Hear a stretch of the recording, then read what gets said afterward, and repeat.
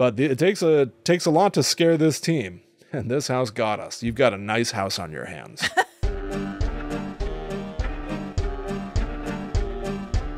Hello, welcome to Guides the Unknown. I'm Kristen. And I'm her little brother, William. And this week we are duking it out mano a mano, most haunted house versus most haunted house once again. Nothing wrong with a little duking. Nope. Little friendly competition.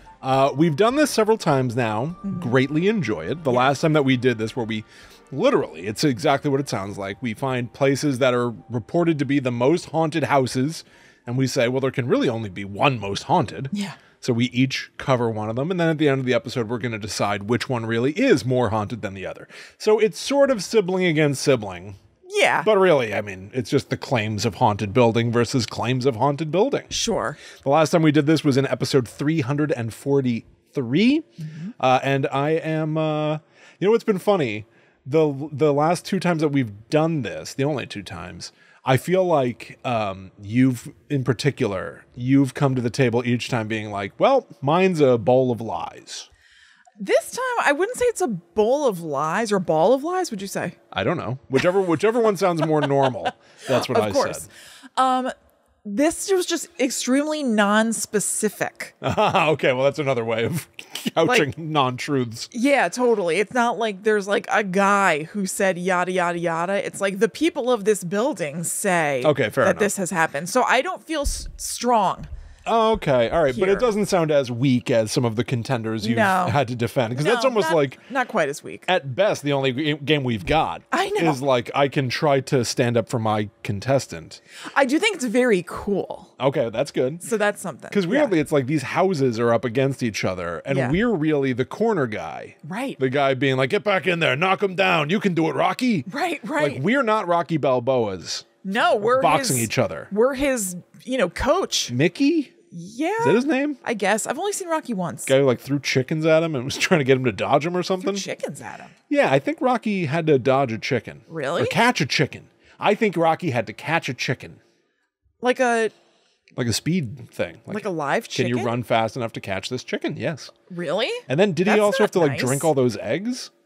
I don't know. Bad day for the chicken. Yeah, seriously. But great day for us. Absolutely. Because I'm going to be, Kristen, talking to you about the Sweetwater Mansion of Alabama. Like that. And I'm talking about the Begich Towers.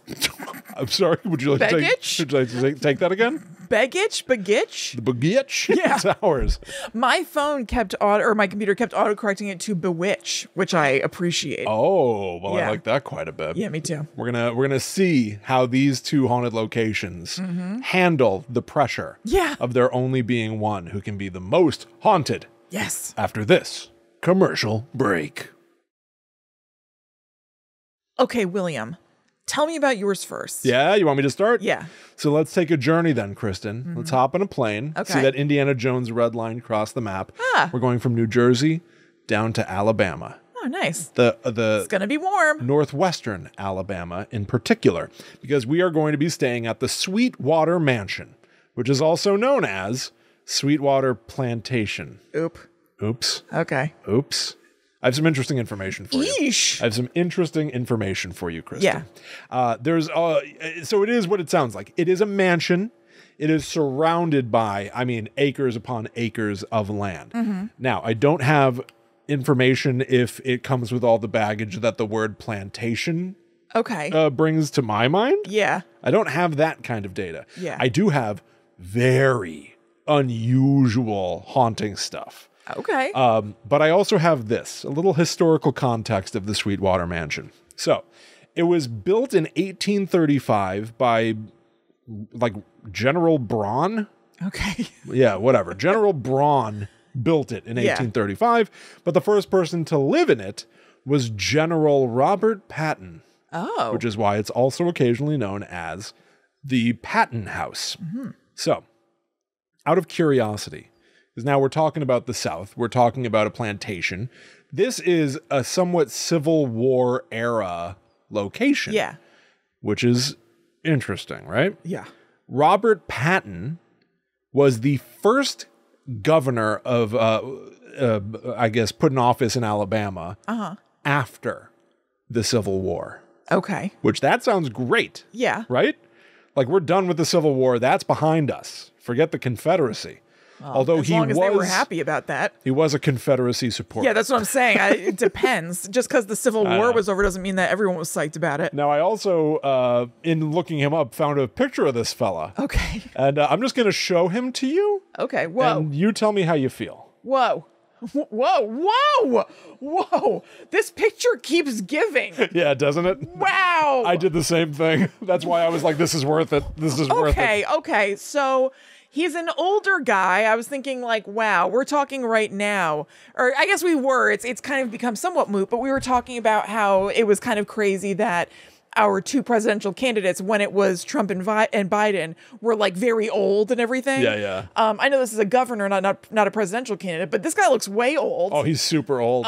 You know that he's like 30 though, right? Yeah, like we're talking about the 1800s. This guy's like in the prime of his life. He was probably like the hottest bachelor in Alabama or something.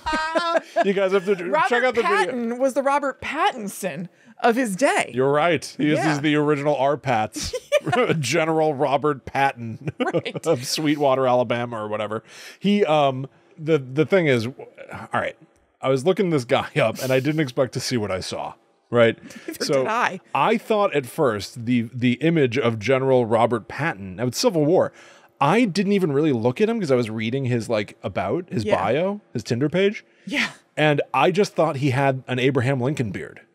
Oh, no. Like at first blush. I thought that because I saw scraggly hair at the bottom part of his head. I'm not kidding. I've never seen anything like this before. The density. I've never seen this, so go ahead. I really haven't. It's time now to reveal that what I thought was a beard cannot be, because in fact the man is basically clean shaven. And it's coming out from his collar. This is his chest hair. He's got like billowing. A thicket. This man has a tumbleweed of chest hair coming out above his bow tie. And he must have positioned it there. Yes. Like, this is crazy. This is worth Googling. I've really never, I'm not kidding, I've never seen anything like that. That's it's so nuts. visual. I would say go watch the video version. I think it's so visual, I might put him in the cover art for this episode. Yeah. I think I might have to. Yeah, I think so too. It's insane how this man looks. I've never seen somebody who has styled their chest hair to be worn like an accessory the way a beard might be. I have to say, I have seen chest hair styled. I've never seen it like this. It's not curly. It's not like Tom Selleck or something. It's just a straight of chest hair. It's like wiry troll hair. Yeah. It is as if it is like an unkempt beard. It's just weird that it's coming out from under his shirt. Right. Like you see his neck and then this hair. Yes. Wow. Oh, it's bizarre. So this Kristen is the first person to live in the Sweetwater Mansion. This was his home. Look, I'm haunted by him already, so I can't imagine what he's been doing to people who have visited this place after he left. It's a haunting image. Yeah. It's truly a haunting image. Wowee. But so let's talk about the mansion itself. Now, this comes to us, Kristen, from abandonedalabama.com. Ooh. Links in the show notes on scaryfun.fun. You can always find a link to our website in the show notes, by the way. So, many legends surround Sweetwater Mansion, from apparitions to corpses hidden beneath it. Ooh. That's going to take on context you'd never imagine, by the way. Okay. One of the most well-known stories involves a caretaker of the home. She reportedly came downstairs only to see a casket appear out of nowhere. So this isn't even a ghost. Wow. This is the coffin itself. Yeah. She saw a ghost coffin. Inside the casket was a man's body dressed in a Confederate uniform. She had no idea who this man was, but discovered that he may have been one of General Braun's, the man who built the house, one of General Braun's sons, who perished during the American Civil War and whose funeral took place in Sweetwater Mansion. Okay. All right. So now you're used to the idea of like a ghost appearing. Right. That makes sense. But if you really think about it, isn't it weird that the ghost's clothes are there too? Yes. Because a ghost is not, like, your clothes are not part of your soul. Well. So You don't want to see a bunch of naked. Maybe you can appear however you want, because also your body isn't part of your soul. If we're going that far, probably. Yeah, it's just the physical exterior of what you look like. Right. So if we're presenting our physical exterior, and that's kind of superfluous anyway, you may as well clothe it. And you may as well have it in the casket. Yeah, if that's what you like. May as well have a whole liked the casket house around you. Yeah, whatever you like. It's whatever you like around your body, right? Around your soul, right? The first layer is body. The next layer is clothes. Yeah. And the third layer here was what casket, evidently. So some people also tell of an apparition of a man dressed in a Confederate uniform patrolling the front area outside of the property. That's what he likes. That's what he likes to do. Yeah. I like my uniform. Others also believe there are portals to the afterlife in several of the rooms. Several portals to the afterlife, Kristen. Yowie. In rooms upstairs where women and children were kept captive. And a little boy died of snake bites. So I think we understood the plantation angle there. Kept captive. There are also reports of shadowy figures, women dressed in 19th century garb, disembodied whispers, objects moving on their own, and the sounds of non-existent children laughing. These are all the legends passed down about Sweetwater Mansion. All right. Now, I got to do something fun in my research. Besides looking at that guy? Besides looking at the man with the like crusty French fry chest hair peeking out the top of his shirt, I got to watch a ghost show. Ooh! I watched season 6, episode 6 of Paranormal State. Oh, nice! And it gave. Yeah, it delivered. Big, I love bad, Paranormal bold. State. Boom. The episode was Michelle Belanger there. Slash Belanger. Would you believe I don't know? Okay. Mostly they're just people to me. Well, did they bring in an expert who was like a tall redheaded person? No. Okay. No. The episode title, though, I have to say, I was already impressed by. Southern Discomfort at Sweetwater Mansion. Play on Southern Comfort. Yeah. Southern Discomfort. I was like, that's not bad. That is good. That's not bad at all. So they have in this episode, and I don't remember like the constant repeating format of Paranormal State. But there are a lot of interviews with people who volunteer at Sweetwater Mansion because now it's been abandoned for decades, fallen into disrepair. It looks like every, crumbling haunted mansion that you can imagine. It looks like Leatherface should be living here, to be honest. Yeah. Remember the Texas Chainsaw reboot where it was like a plantation house looking thing and like the plaster is crumbling on the walls, revealing horizontal slats of wood. That's what it looks like inside Sweetwater Mansion now. And because of that, there are all of these volunteers who I guess have, dedicated their time to keeping up the property and making sure that the house isn't, invaded by people spray painting, stuff like that. So there are a ton of volunteers and all of them have a story. But there's a big boss volunteer, Cynthia. Cool. Cynthia is in charge and Cynthia is awesome. Oh, sweet. And Cynthia has the weirdest stuff that she says in the best possible way. So it all starts simply, right? Basic haunting stuff. She says that she's had a lot of experiences at Sweetwater Mansion. She's heard giggling voices. She's heard laughter. She's also seen things that disappear of their own accord, saying, if you're working on something, never lay your hammer down, because when you go to find it, it's nowhere to be found. Oh, no. So you got to wear cargo pants that have that loop. Yeah, you got to have that hammer loop. Yeah. Your painter's jeans. Yeah. I love this, though, because this sounds like some sort of a little limerick. Yeah, it does. About living in a haunted house, right? Right. Never lay your hammer down. When you go to find it, it's nowhere to be found. Yeah. You know what Ma says. I like that. Never lay your hammer down. Yeah, they could be written on like a folksy sign. Yeah, right? I love it. But she now gets into some of the grislier stuff. Yeah. There's been hair pulling. People have been poked. They felt hands touching them. And then they go upstairs to a locked room. There's this locked room on the second floor. This is where Miss Letty Region, who was a former caretaker of Sweetwater Mansion, this was her room. Now, after some of the things that she witnessed in the house, and they don't really get into what she witnessed. I don't know if it's ghost stuff or other just stuff. Horrible. She never left this room. She may have been the caretaker of the mansion, but she didn't go into any of the other rooms of the house. She would keep these doors locked. And today, as of Paranormal State today, the doorknob has fallen off. So, according to Cynthia, the door likes to lock itself, but it's usually open again in the morning. And so Ryan Buell, who hosts Paranormal State, goes, it locks. So how do you get back in? You use a key? Mm-hmm. And Cynthia goes, oh, no, we don't have a key.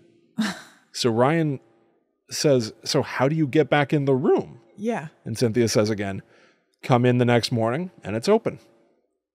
That's awesome. So it really is like she's attuned to like the ghost she just schedule. knows their rhythms. He's trying to figure out the practicality of like, well, no, if a door locks, how do you unlock it?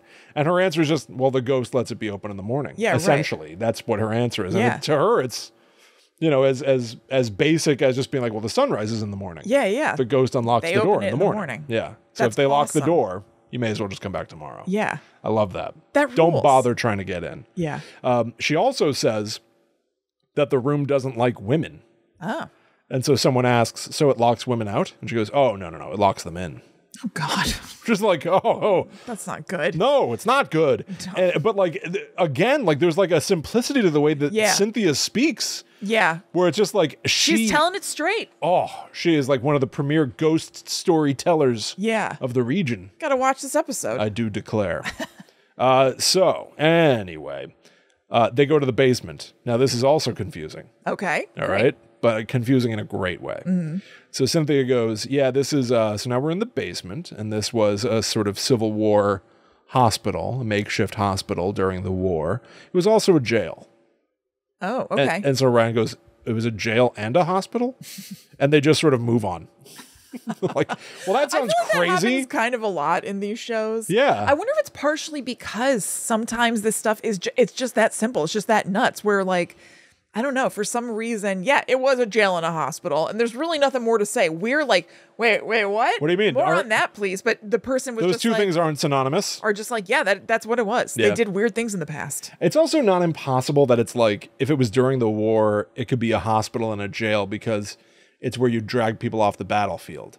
And you've either got to heal them or heal them and then trap them because they're the enemy. I don't know. I have no idea. Yeah. But in my head in 2024, jail and hospital are usually two different places. Definitely. So it's a little surprising. It felt like it was worth answering that question, but I don't have an answer. Instead, she moves on by saying, now the most interesting room is the secret room. Would you like to see that? Yeah. Of which there's only one answer. Of course. Why bother asking, Cynthia? Yeah. So let's get into the mystery room, also known as the secret room. This is an actual room. Now, you know that I'm skeptical of like ghost shows. Yeah. Right? Like, I don't know what's real or not or whatever. Yes. But I have this from other sources as well. So this is interesting.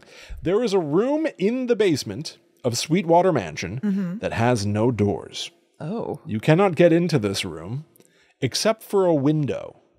But it's a window from one basement room into another basement room. Okay. It's as if like, you know how like we've got like the side of the basement here that's ostensibly for storage? Yeah. It's like if there was no door to get to that side, but there was, you know, a little high half window. Right. That looks in there. That's awful. There's no way in or out of that room unless you crawled through the window, I guess. So what's the room doing there? It's terrible. What's the room for? Right. Then what is room? It is said, and I actually, to further sort of like clarify, because I feel like it's a hard image to imagine, it literally looks like in a movie or a show or something when the cops are looking through a window into an interrogation room.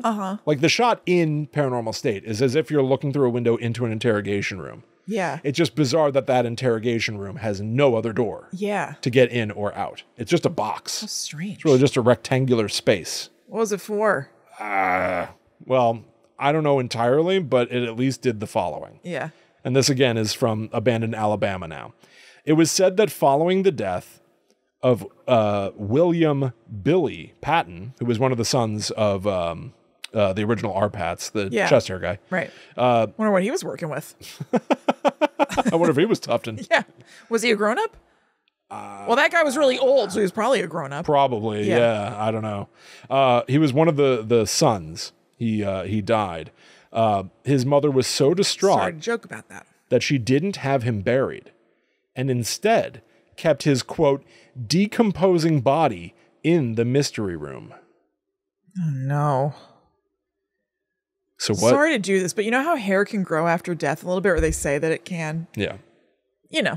Anyway, somewhere there's you can tell where I'm going. There's a bush growing in Alabama that no one realizes is General R. Pat's. A tree grows in Brooklyn, a bush grows in Alabama. Chest hair. That's all I'm saying. Poking up out of the ground. Yeah. They had a hard time closing the casket. Just kept springing back open. Doing. Yeah. Oh, buddy. All right. So there have also been stories that maybe bodies are buried under the ground in that mystery room. Is it sort of like a mausoleum at home? An at-home mausoleum. So wait, did they just like feed his body through that window? And then crawl through themselves to bury it? I'm not sure. But Ryan Buell has a similar question. He goes, so are there bodies in there? And then Cynthia just goes, what do you think? That's her answer? That's her answer, Cynthia? Yeah. How can that be your only response? I don't know. She doesn't know. Don't you work here? But I love it. She's no nonsense. Yeah, totally. And she knows how to be intriguing and creepy. Yeah. Cynthia kicks ass. She's got it. Major Sounds ass. like she's got it. It's also later said about the, this might be an answer about what the mystery room was. Every good plantation home will have secret places that they smuggle people in and out of, that they store things in during the Civil War. So this might not be exclusive to Sweetwater Mansion, but all of these places have some secret room to do horse shit. Yeah. Yeah. But we've got other volunteers to talk to, Kristen, other people who have experienced things.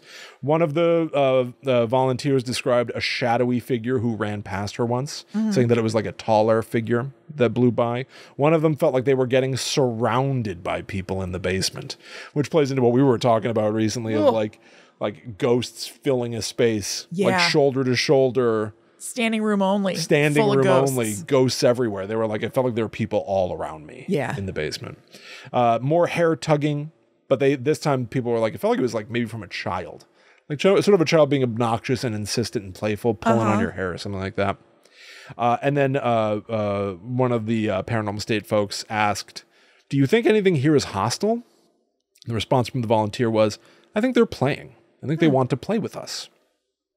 But check the clock, Kristen. It's 1:44 a.m. Dead time. Uh-oh. Now, what do you know about dead time?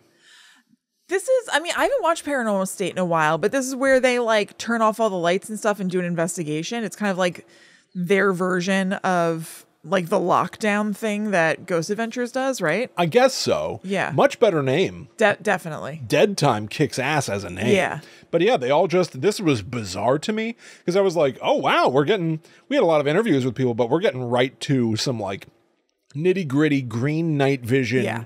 We're going to do some real paranormal hunting now. But it's over pretty quickly. So they position one of their members, Katrina, in the basement while Chad and Ryan go upstairs. Chad and Ryan upstairs are just kind of like standing around. Yeah. There's like far less showmanship to Yeah. Paranormal State than Ghost Adventures, which are largely my two frames of reference for this type of show. Right, of course. So I can only compare it to Wonderful Ghost frames Adventures. of reference, but yeah. Although Chad will do some Zach Bagensing by the end of this episode, I should warn you. Ooh, okay. But I can't think of who this is. I don't know. I'm not sure. He was a bigger guy. I'm not sure if he's like a mainstay. Right.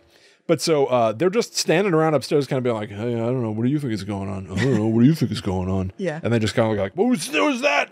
Thought I heard something. And you can tell that they've got nothing because at a certain point, Ryan Buell just starts pontificating. He goes, this is more personal, these experiences, which is a euphemism for small. Wait. More personal. Oh, yeah. Right? Yes. If it's a more personal, intimate gathering, it means no one was there. Yeah, totally. I just remember you talking about him pontificating just reminded me that the format of this is like him talking into like a recorder. Oh. Right? Isn't this kind of He like didn't do that so punctuated? much. Well, no, it's like a voiceover kind of thing where it'll be like, we approached Sweetwater Manor, blah, blah, blah, blah. It's like a framing device. Interesting. You know what? If he did that, it didn't super duper stand out to me. I'm not sure. Yeah. But yeah, that does ring a bell. I just don't remember if it was in this episode. Yeah. But he's in the room. He's saying this. This is more personal, these experiences. There are ghosts here. He says it like that. Okay. Like, yeah, that's why you're here. Right. This is a ghost hunting show. Right. There are ghosts here. Yeah, that's weird. That's very simple. Yeah. What do they know that we don't know about the other side, you know? It's like it's this massive secret that they're refusing to let go of. Maybe that they're not allowed to give up. And they just cut away from them. Yeah. Like, well, it's also probably hard for them to give it up because they're dead. Yeah. They can't talk to you. Yeah. And you're not seeing anything right now. Right. Which is why you're saying all of this. Of course. But they also then cut to Katrina in the basement, this was amazing. She is just like, hello, is there anyone there? And she goes, so you're dead. You're not here anymore. Wow. That's what she says. This is not sounding great. This is, yeah. Sounds like the team was a little tie-tie. It's 1:44 in the morning. Yeah. You know, the sun goes down earlier than this. You don't have to wait until the middle of the goddamn night. That also sounds like How such a about you random chug time. a Red Bull? Yeah, right. You ride that bull and you get some good ghost footy. It also good ghost footy. It also sounds like such a random time. Like I guess, like I said, I haven't watched it in a while, but I don't know, like maybe the witching hour, like 3 a.m. or something. Why are we doing this at like 1:44? I know. That's dead time? Yeah, I guess. I don't know. All right. It reminded me, now we did a ghost Maybe it's just hunt. whenever you're done with whatever it was you're doing, and it's the middle of the night. Maybe they're doing interviews and they're like, okay, now it's time for dead time. Yeah, maybe. I have really no don't idea. know. But like you know, you and I went on a ghost tour of like a haunted building, and like being in the basement is to use a term, a vibe. Yeah, totally. Like it is weird to be in pitch black and in the dark and stuff. But like I feel like it could be more interesting than so you're dead. You're not here anymore. Right. Which is a contradictory phrase. So you're dead implies I'm talking to someone. You're not here anymore. It's like, well, but if you think there's a ghost here, then they are here. Yeah, yeah. So they are here. Right. You, ghost believer, believe there is a ghost here. So to use the phrase... Well, they're not here on this plane. I know. It's a little nitpicky, but I do agree with I hear what you're saying. You see what I'm saying? Yeah. So you're dead. You're not here anymore. Is saying no one can hear even what I'm saying. Yeah. You mean so you're dead. You're not alive anymore. Yeah. Right. That would be a different matter. That might be what she means. Yeah. But so you're dead. You're not here anymore. Scintillating conversation with these ghosts. There are ghosts here. So you're dead. You're not here anymore. So there's nothing here.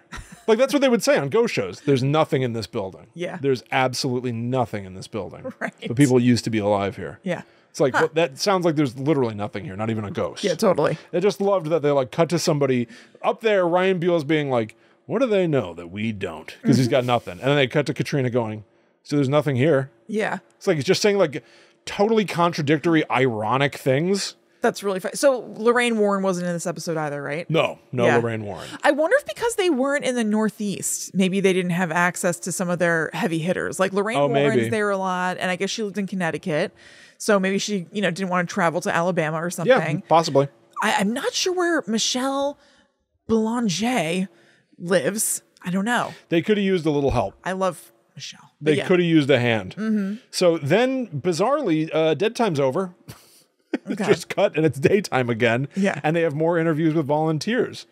And I'm like, what is this show? Yeah, the frame. It was only a half hour. Did they go back to dead time at all? Yes. Okay. And then it got. Because I would think that they end with. You would think they'd end with nighttime ghost footage, right? Mm-hmm. It's weird that they do it twice. Yeah. In a half hour. I don't know. Whatever. The next ghost footage. Nice, it's half an hour. It does get good. It does escalate in a way. But they did also speak during the day of investigation, or investigation day number 2. They speak with Robert from the paranormal organization GHOST. This is an acronym. All right, how'd they get there? Okay. It's better than you'd think. It was better than I thought, for sure. Yeah. Ghost Hunters of Southern Territories. That actually is good. It's not bad. Yeah, it's not as tortured as like Ghost Pimps or whatever. Yeah. Bill Tully did. Bill Tully from Ghost Adventures had a former ghost group called Ghost Pimps, which is so funny. It's like the most poisonous thing he could have said. It'll be very hard for me to ever get over. I could not believe it when I found that out. Ghost Pimps. Also, I think it's very lucky for everybody that Ghost Hunters is GH. That's fabulous. But doesn't it feel like a cheat to have the G of your ghost acronym be the word ghost? Yeah, but how could you not? Now it's like an acrostic. Ghost. Yeah. Right? It's an acrostic where it's like ghost because I like ghosts. Yes. Right? Like host because it sounds like ghost. Totally. Oast. This is my acrostic of the word ghost. Yes. All right. So this guy, Robert from Ghost, says that he saw a chair move. Okay? He saw it. He's seen it. Okay. And they do show 2 photographs taken of the same room, seemingly at the same time. And there's a chair, and then in the next frame, it's over, like a good foot. Okay. You know what? I'm going to give it to him. Sure. I enjoyed it. They speak to a volunteer named Reed, who said that she saw a gray figure go down the stairs wearing period-appropriate clothing, so like Civil War era clothing. She also heard of... For me, period-appropriate clothing are sweats. She was wearing her period clothing. Yeah. She also heard a voice whisper, "Reed, come here." That's cool. To hear someone whisper your voice. Black. Any whispering is just spooky, right? Definitely. Then they talk to a historian named Angela. I want to put historian in quotes, okay, but I also don't want to slander anybody. But listen to this historian, who I take historians to mean like nuts and bolts facts. Yeah. Perhaps overly dry facts. But this is like a Bill Barnes type historian, if you know what I mean. I don't remember. Who's Bill Barnes? He's the historian from the Blair Witch Project. Oh, okay. Who like believes in everything. Oh, that guy. Yes. Okay. Yeah. Yep. So she says that the original owner, General John Braun, died of pneumonia in the house. In fact, he's buried in a cemetery on the property. Quote, "He was a very well-known man. He was just a strange individual." Oh. Ask, strange how? Strange how? Well, he just had strange ways. He believed in strange things. Like what? He didn't go out a lot until at night. There's been stories of a lady in yellow that he caused to be that way. Caused to be yellow? To be on the other side. We'll put it that way. And then the person asks, "So are you suggesting he possibly took a woman's life?" There's no documentation, but there's rumors about him and what he did.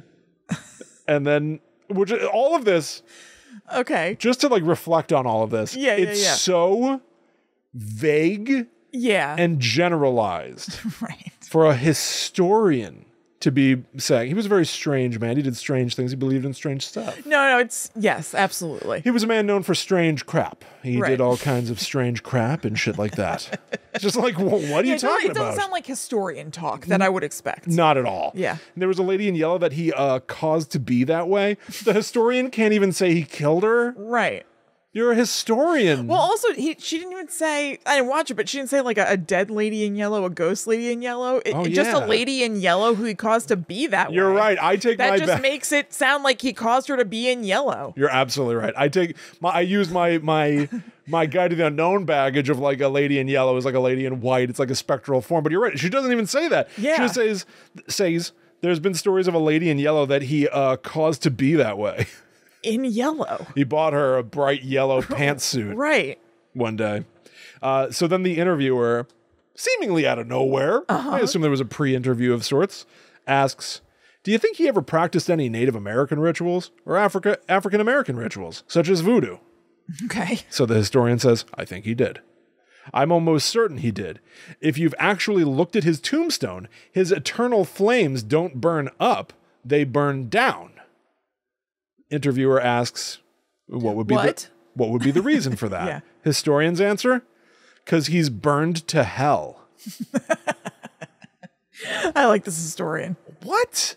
And also, that can't be. I wrote, yeah, let's say, "She feels like just as much of a historian as Dr. Loomis feels like a psychiatrist." Yes. Right? Yeah, it's just like you're He had the devil's eyes. Right. This isn't very objective or professional. Aren't you supposed to be of science? Yeah, right. The blackest eyes. Right. He was pure evil. Because he's burning in hell. He was strange. He only went out at night. And he's burned to hell. A flame can't burn down. He caused a lady to be in yellow.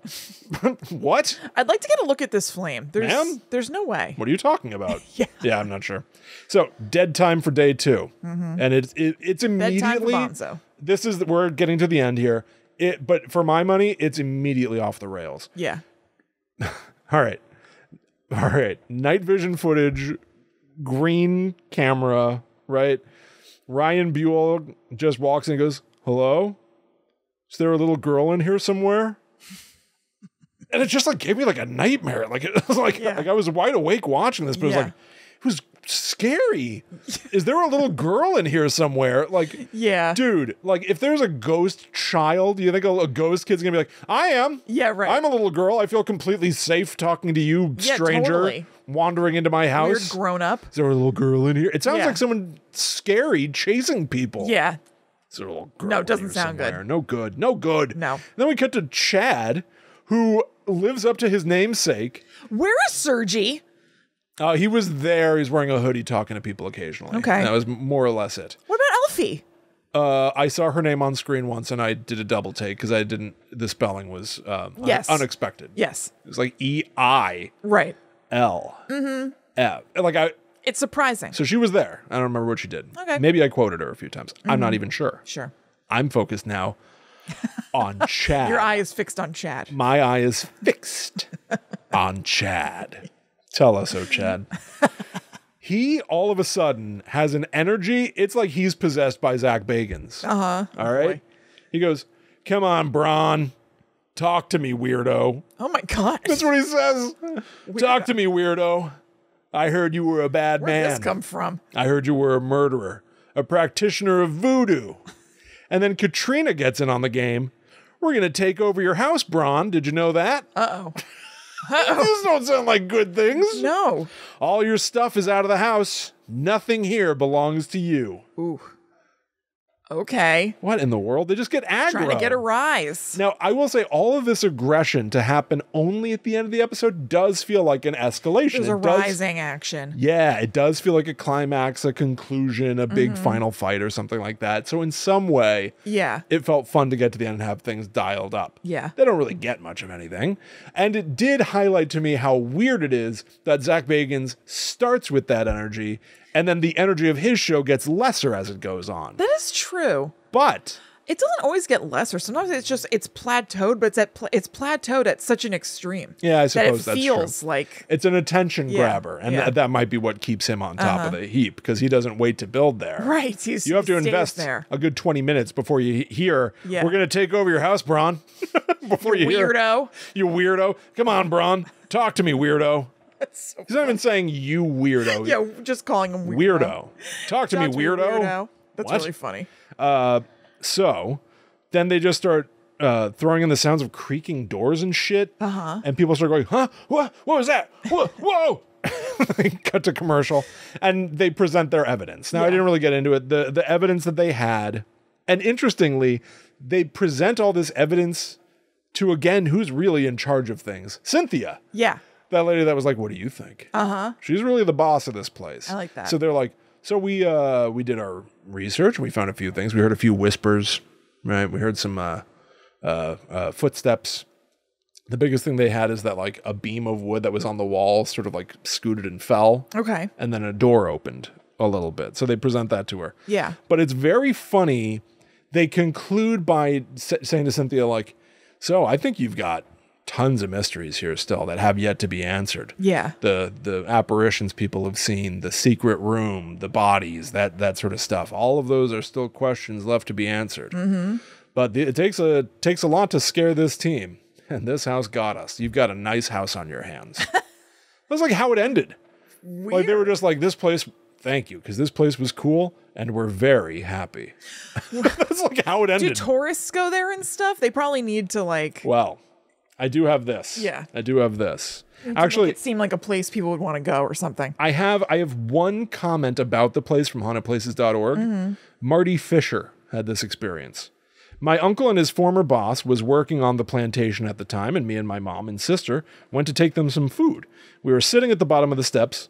Keep in mind, there's no power in the plantation at the time. So me and my friend KB look up and the bathroom light turned on. I immediately went up the stairs. As soon as I got to the bathroom door, they turned off all by themselves." That was their one experience. Okay. But you ask if people can go there and stuff. Yeah. Check this out. It's the story. Ryan Buell may have been right. The story is not over. Oh my God. In 2023, Oh my God. I know, this is holy shit. Yeah. Having been abandoned for decades, Sweetwater Mansion was sold to Baron Hospitality, a hotelier and management company, in April 2023 for $1,350,000. Ah. So, Sounds like you can go. Sounds like pretty soon you'll be able to book a room at the Haunted Inn. Sweetwater Mansion. Yikes. My entry into the most haunted places in America. How scary. Well, William, I think you win. Do you think so? Yeah, I think so. There was too much there. So. Well, once you see it's it through the lens. Specific Once you see it through the lens of a ghost show, too. Yeah. It's like they get to gussy it up as much as they want. But the future isn't written yet, so make it a good one. No, it's not. Yeah, absolutely. Thank you for doing that. Yes, you bet. Thank you for a little Doc Brown boost. Of course. Yeah. Everyone needs that. Absolutely. But before we get into Kristen's story, because I'm really curious about what kind of evidence that you've got for your place. We can't even say the name. Very little. Who knows what might happen? Can't even describe the place. We want to remind you all that this show thrives because of patreon.com/GTTUpod, which is far more than just a platform where you can get access to exclusive stuff. Yes, we do have tiers that will hopefully fit your budget in a multitude of ways. Yes, many of those tiers get you right into our Discord, where you can join the online community of Guide to the Unknown listeners and become further hugged into the fold of our universe. Sure, all of these tiers can start to get you into the Netherworld Dispatch, our exclusive podcast only available on Patreon. It's weekly. And it's weekly. Of course, Demons get an episode every single Monday. And of course, we're always looking at weird clips from weird shows, stuff that we can't even do on the main feed. All of that is true. All of that is true. But what Patreon really is, what it really means. Do you even know what you're going to say? It sure sounds like I don't, but I definitely do. Okay. Patreon, what it really does is it enables largely independent creators to take something that they love doing and have an audience help them keep it afloat. So very genuinely, what Patreon means to us is that it helps us pay some of our bills. Yeah. It helps us make sure that our momentum stays up with doing this show and having fun with it. And thankfully, we've got a substantial audience that seems to enjoy doing all these things and do help keep Guide to the Unknown healthy and alive. But we always need all the support we can get. So if you're enjoying the show that we're doing, and if you're in a position to, please consider supporting us on patreon.com/GTTUpod. We throw around a lot of hyperbole. I especially just did, joking about how great it is. But I really do, and we both do, very much believe in the fun, spooky stuff that we put out on Patreon. And even if you're not a Patreon member and you listen to the regular Guide to the Unknown, it's that Patreon stuff that keeps this feed in motion. Yes. So please consider checking it out.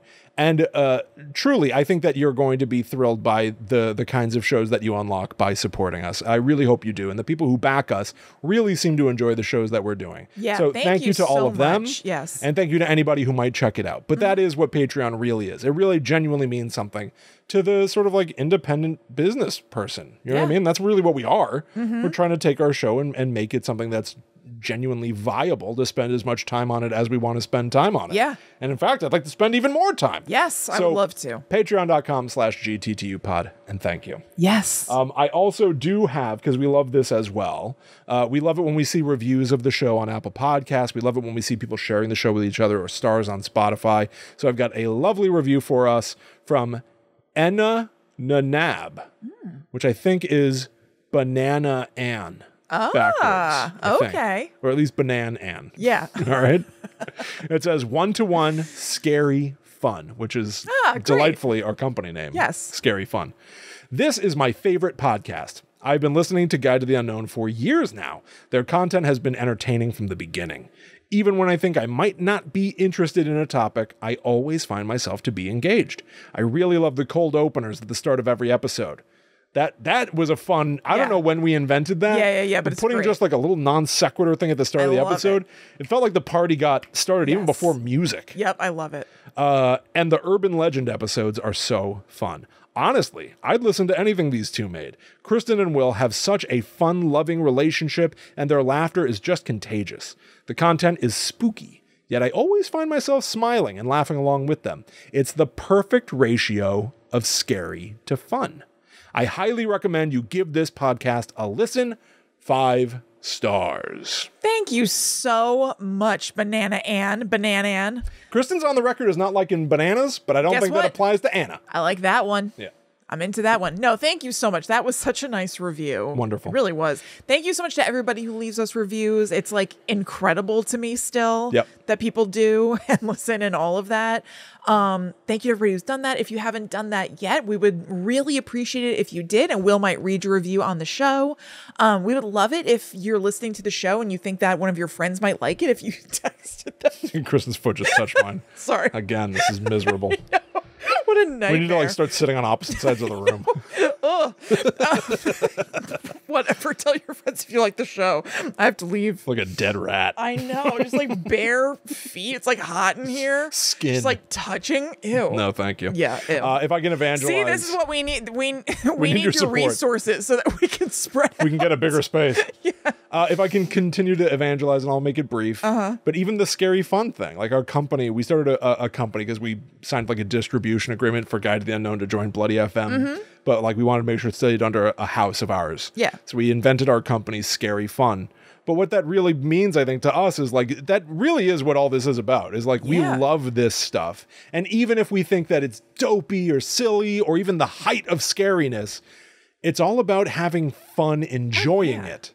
So I'm very glad that Anna Bananab was picking up on those vibes the way that I think a lot of people do too. But it's like, it's a whole like ethos for us. Oh, totally. It's enjoyment of really all things, but the thing that we celebrate the most here is scary stuff. Yeah. And so, I hope people get a kick out of that. Yeah. So yes, thank you all so much for your support, for your reviews, for your shares, for all of it. Thank you. Truly. You're all awesome. Oh, and you're going to love this next thing even more. Yeah, talk about fun. Holy shit. Forget us. We're piles of dog crap compared to...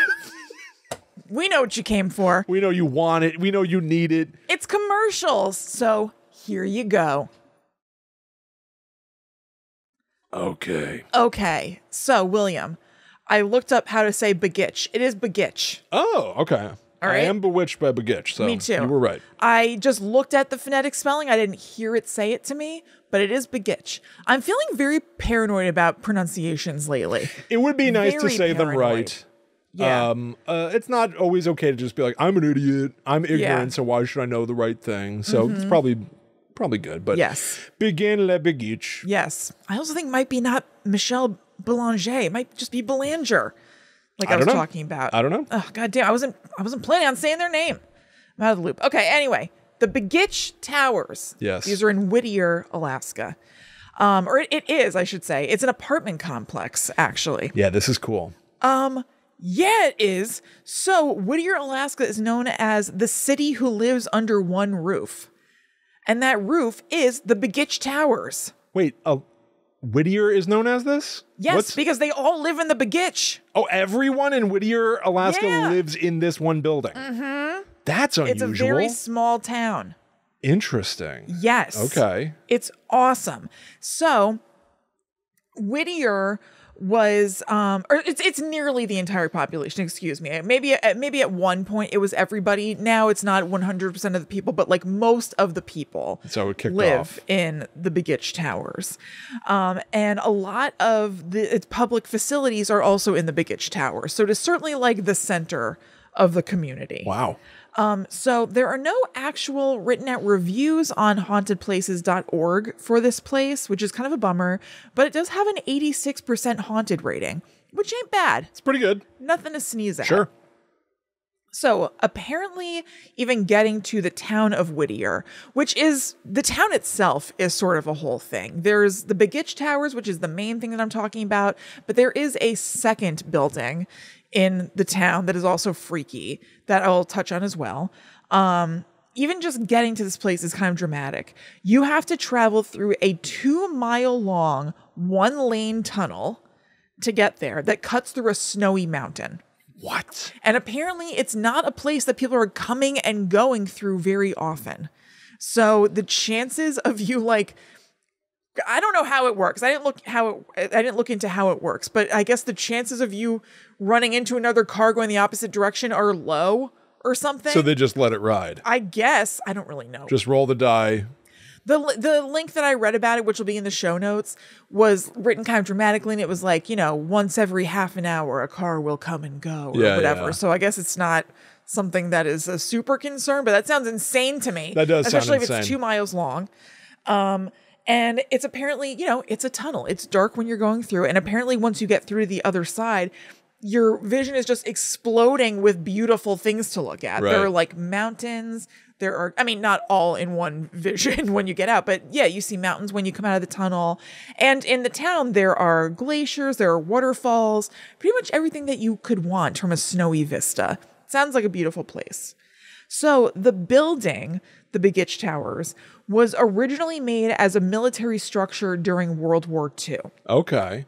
There was a larger plan that was supposed to include 10 buildings, although they only ended up building this one and the other one, which I'll also talk about. And both were used by the Army until the 60s. And so people say that that transition from being a military facility to like a residential place that people are living in maybe left behind some residual energy of some like funky stuff. I'll tell you what. From the military and unsettling memories that may have contributed to these stories of like hauntings and strange phenomena. So there is, I think there's something to be said for the sort of like brutal efficiency of like a government building. Yeah. Yeah. They all have that like back rooms kind of feel. Yes. Like to use the online, like the creepypasta meme kind of location.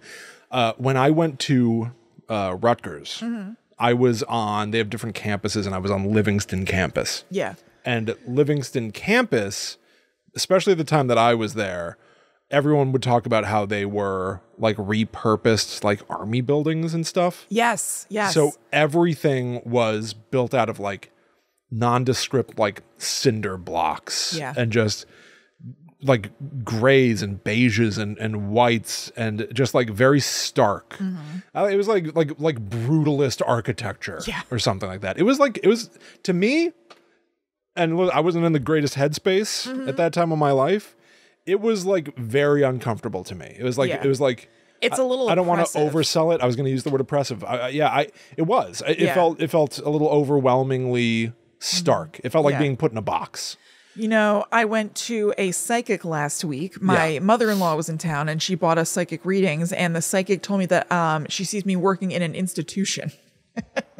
She said that could mean a university. It could mean a hospital.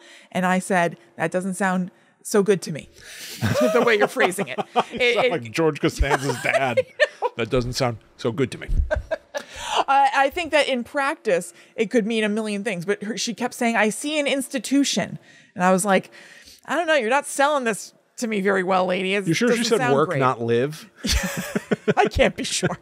An institution to be more charitable, because now I'm treating it like it's a prophecy. Like there's no avoiding it. No, but of course, an institution can just be anything that's pre-established. That's definitely what she was saying. You're trapped in multiple institutions, right? Like any company that's existed for a while. Well, she definitely meant she definitely was saying like first of all, she kept saying institution, and she kept saying like a hospital setting or a university. So she definitely meant something that was like established like that. Okay, sure, yeah. But yeah, she just kept saying, I see you in an institutional setting. And I was like, I know that can be fun, but the way you're saying it does not make that sound great. Sounds like something I don't want. Right. And I know that I can't get arrested right now. Nobody will give me a job, but still, I don't know what. This doesn't sound great. Why can't you get arrested right now? What? That's a phrase. Like, I can't get arrested. Nobody will pay me any attention. I've never heard that phrase. No matter what I do. I've never heard that phrase in my life. No, nobody will give it to me. You know what? I have a version of that phrase. What? It's like Christmas. You could steal City Hall. You know what that is? No. It's what a kid stealing potato chips says to John McClane in Die Hard 3. He's like, hey, what are you doing taking these potato chips? Because, it's like Wall Street was just blown up or something. He's like, what are you talking about, man? Let your hands off me. It's like Christmas. You could steal City Hall. It's what opens John McClane's eyes to like, wait a minute. Right. Hans Gruber's brother probably blew up this place to steal money. Right. No, it's like even something I wouldn't want to happen can't happen to me. I'm so desperate. Even this thing I wouldn't want won't happen to me. Oh, I see. Yeah. See. I keep trying to get things to happen to me. They won't happen. Even this thing won't, whatever. Challenge accepted. I could get you arrested. Frame you for some shit right away. Don't do it. Well, can I cap the Rutgers thing? Yes. So it's really just like an ironic twist of fate. Yeah. I hated it there. Yeah. I mean, so much. Mm-hmm. And it wasn't long after I left that all of a sudden they put in a movie theater. Yeah. And they started putting in cute little restaurants and like a little corner of town thing. And Yeah, like yeah, that campus is pretty transformed its vibe. Well, we can just go there without going there. Oh, I don't want to go there. No, I know. I've gone there a bunch. I know you Yeah. have. I know you have. But like, what a bitter irony that like the thing that I ever could have wanted turned out to just like, and again, it's just like, it's also the mental distress of the era for me. But it was just like, it was an unpleasant place to be because of that sort of like former army barrack kind of vibe. Like they're not built to be welcoming. Right. Like I get that They're too. built to Like be functional. I'm not super naive. Like they're built for their function. Exactly. But it is not the kind of thing that for like a living quarter, like when you're in that environment, especially like living there, I would completely understand anyone being like, hey, you know what? It's a little rough in here. Yeah, this has a weird feeling and how bad it can kind vibes. of nurture. It is those not sorts a of good vibes. vibe place. Right. Yeah. Yeah, totally. So that's some people's theory is that like that kind of like air to the place is contributing to people's experiences there. Yeah. So here's a little bit of a description of it. It stands 14 stories high. Right now, at least as of the time I was reading the article, it houses 215 residents and it has like a range of, it's a small town. 14 stories high? Yeah. But we all know you skipped floor 13. So it's 13 stories high? Ah. Who's making that choice? Do you think the Army's doing that though? Does the Army do that? That's a good question. So is it literally 14? I bet it is. We should do like count the windows. You know? Yeah. I don't know if it seems like generals are like, but make sure you skip the 13th. God damn it, soldier.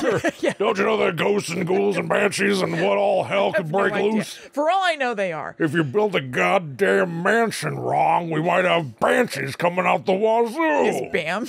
Yeah. General Bam. General Bam. So residents who live there have access to like everything they could need without leaving the building. Because again, this was supposed to be, it was originally conceived of as a place that was like safe during World War II, right. But also it's convenient because of Alaska's harsh weather conditions. Right. So there's a community school that's connected by a tunnel, a post office. That's cool. Yes, tunnels figure into this. A post office, a general store, a laundromat, church, 2 bed and breakfasts, and an indoor playground. I'm listening. It's hard for me to even conceive of this, to tell you the truth. I'm listening about the bed and breakfast. I know. Oh. I'll certainly take the breakfast. It sounds like a colony on the moon. Yeah, I know. You know, like it doesn't sound like any sort of like modern It's nothing I've heard of. society. You got to go underground to get to school. Right. You got to take your vitamin D. Oh, definitely. Yeah. Definitely. So here is the ghosty stuff. Some people have reported seeing, ghosty figures and apparitions in the building, and they're usually described as shadowy figures or kind of vague humanoid shapes that are appearing in the corners of rooms. You kind of just catch them out of the corner of your eye, which is something you and I have talked about before. Yeah. The idea that they are just sort of like in a in-between sort of space, or kind of roaming through the hallways. There are also reports of hearing, disembodied footsteps, doors slamming, voices where you don't know the source of them. Pretty classic ghostly sort of stuff. And these sounds in particular are really unsettling to people because the building is very quiet otherwise, because there are not that many people living there. Like there are all these facilities and everything, but remember, there are only like a few hundred people actually living there, and it's a huge building. Right. So it's not there's not like a din going on. So to hear these things, it's like, Yeah, it is like a playground for paranoia. Yeah. Right? Because like a house, it is still baffling to me that a house makes sounds at all. Yes. Let alone a whole apartment building, right? I Like there are definitely going to be things, and you want to ascribe a sound you hear to a person. Right. You just want to. Right. But when you logically, consciously are like, there's no one around. Like how quickly could your mind play tricks on you? Is close. Yeah. So like, what the hell is that? Yeah. Yeah, very weird. And then also, of course, they have cold spots, flickering lights, all of that. And people just say that there's a general feeling of unease. Now, I think this is all really cool. I was a little bit disappointed that I couldn't find anything more specific. Even just like looking on Reddit, there are people who have done like AMAs about living in the Begich Tower. Really? But people focus on just kind of like the novelty of how strange this setup is, and asked questions about just like daily life there, using the tunnels, all that kind of stuff, which was really cool and interesting, but wasn't what I was looking for. Right. I couldn't find any neat firsthand accounts of like, I was in the laundry room when XYZ happened. So I think it's really neat, but because of that, I mentally kind of docked points as far as like the most haunted place, because it's all just sort of like your standard issue ghosty People are getting kind of along stuff. fine. It seems like it, and nobody's like really, really losing it. So I mentioned that there is another building in Whittier, Alaska that was built, for the military. And this place is called the Buckner Building. And it feels like it's worth mentioning because it's the only other residential building in Whittier, Alaska. And people also say that strange things have happened here. And it's a real shorty. There's not like a ton because it's also pretty standard.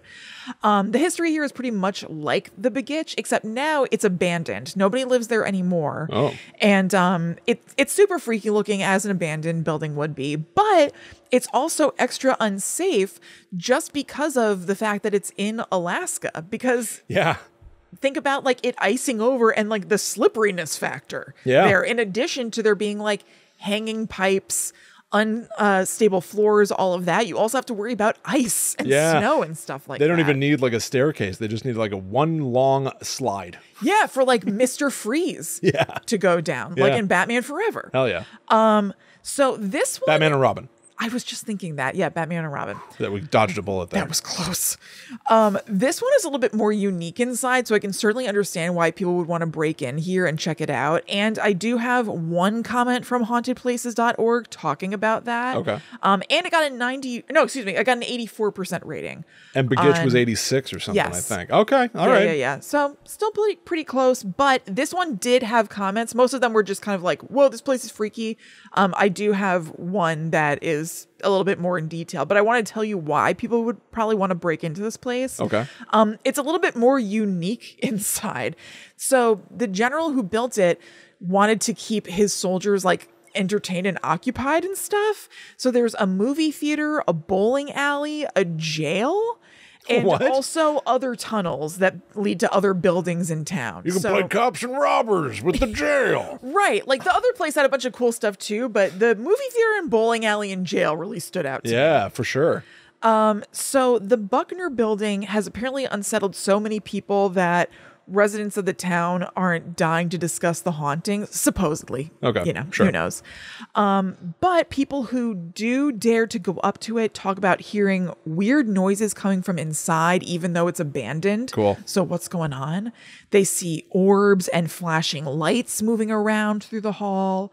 And also ghosts have been seen wearing wartime uniforms, also civilian clothing. So that implies to people that these ghosts have been in there for a long time. It could be the soldiers. It could be people who maybe went in there afterward and died in one way or another. Who the hell knows? I like the idea of this building being so tall. I don't know how tall. I mean, probably is. Anyone who lives in the area, you could just like at night, you almost have to ignore the fact that at the Buckner building, you can see lights move past the windows periodically. Like, isn't that creepy? Yes. And there just aren't that many buildings in town. These are the two residential ones. There are other buildings, but like, it's not like there are a million houses going on there where it can be kind of become white noise or whatever. Like, you can notice if something is going on in this place. Noticeable. It's conspicuous. People have said that water faucets turn on by themselves. And when that happens, it's usually accompanied by hearing voices and footsteps. Who the hell knows? The Wet Bandits. Yeah, it must be the Wet Bandits. So we're going to close it out with this one comment from hauntedplaces.org from Angelique, who is very excited about it and uses a lot of exclamation points. Yes, it's closed to the public. There are very high levels of mercury, lead, asbestos, and more. Yes, you will get a ticket if caught. The presence of someone or something there? Absolutely. The second floor hallway, the far right side stairwell, the basement. The second basement, and how the only way to get out is through a hole in the floor. The rooms in the first basement are only accessible through holes in the walls, which reminds me of what you were talking about at Sweetwater Mansion. Only accessible through holes in the walls. Yeah. Well, if there wasn't a hole in the wall, what's that room for? Totally. Yeah. What the hell's going on? The rooms in the first basement are only... Oops, I said that. The jail and the mental... She's just like listing off like, these are the good places. I've never heard someone so excited about like mercury poisoning and stuff. And more. Yeah. The jail and the mental ward. Room 3 on the right side of the hall on the mental ward and the corridor right before the jail is especially haunted. The entity will only allow certain people into the room. Otherwise, the door slams shut and seems to lock from the inside. That was a period. That's also like Sweetwater. Yeah, you're right. There's a little girl that wanders the 3rd floor corridor crying. There is nothing but pure evil in the basement, and heed this warning. Stay away from the stairwell to the basement, especially the one with the obvious red wire-like cord coming from the ceiling. I forgot that had an exclamation point. I've taken plenty of pictures, and in the 2nd corridor on the 2nd floor, there was an entity seen hanging from a water pipe. Wow.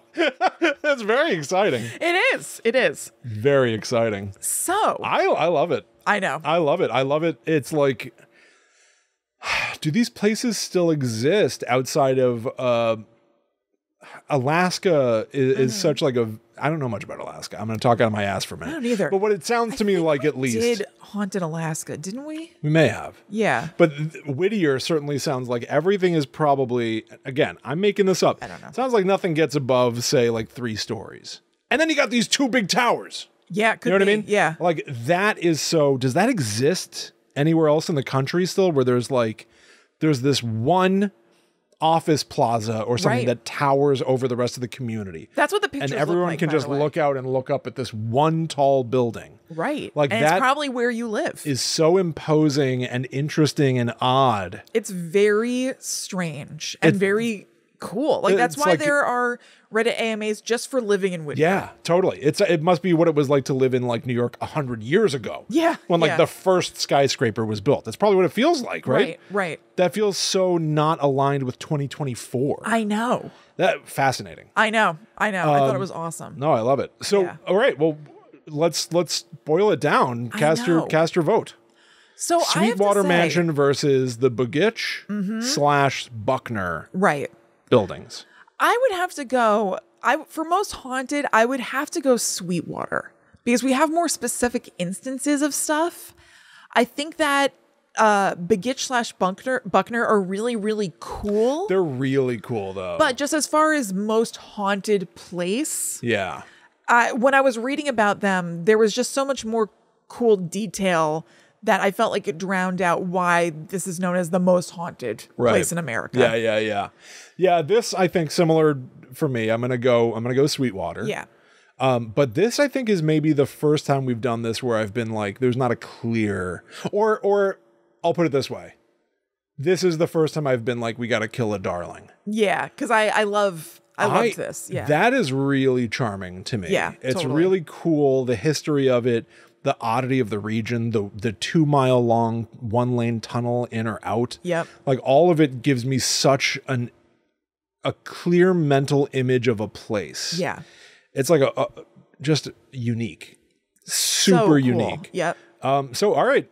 Very well. Yeah. Sweetwater is going to take it, but like if we have an honorable mention anywhere. For cool points, it's Begich. Yeah. Begich has bewitched. I really, really liked it. I liked that quite a bit. That was very cool. Yeah. Yeah. Sweet. All right, everybody. Well, please feel also free to share your thoughts with us. This is not just a 2-person dictatorship. It's a conversation. Yeah. So let us know what you think. I greatly enjoyed both of those. Me too. To be quite frank. Yes. If I may be so bold to be honest and speak plainly, those were both really cool. Frankly? Yeah. I liked it. Yeah.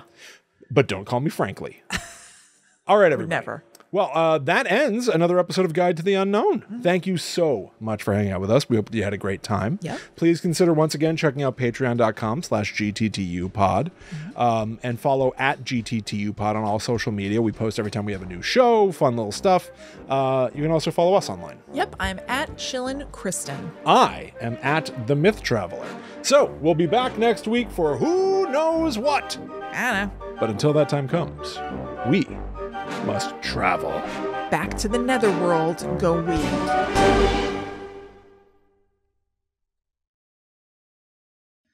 Go we. Swiftly to Google to look up Whittier, Alaska. Yeah. And do some street view. I want to see this place. That's a good idea. That's what I'm doing. Yeah.